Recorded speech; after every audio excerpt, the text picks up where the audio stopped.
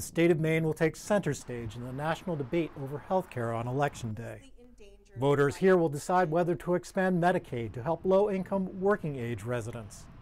Results from this picturesque but struggling state could be a bellwether as battles continue over former President Barack Obama's health care law. People believe there's good parts of Obamacare and bad parts of Obamacare. And without taking Medicaid expansion, we are leaving one of the good parts on the table and while still suffering from the bad parts of it. Maine is among 19 states that refuse to expand Medicaid under the Affordable Care Act. Expansion proponents say it could help insure 70,000 Maine residents under age 65. People like Bethany Miller's 25-year-old son, Kyle Wilson. Had Kyle had health insurance, he would still be here today. Kyle had type 1 diabetes. He worked part-time construction jobs.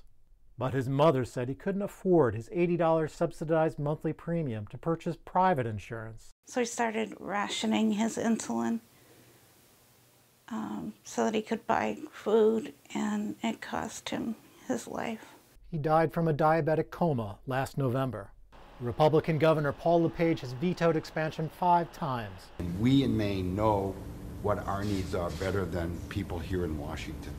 He and his allies argue that expansion would require the state to spend millions that could otherwise go to help children, the disabled, and the elderly. This is for non-disabled adults who are able to work, people who have other choices. Maybe difficult, I understand, but there are other options out there that we can do to help them. This is going to create a budgetary nightmare that I don't know that the state will survive.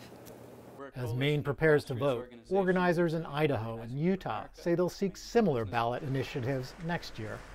Efforts to alter the health care law may languish in Washington, but states like Maine are still grappling with the issue. Michael Hill, Associated Press.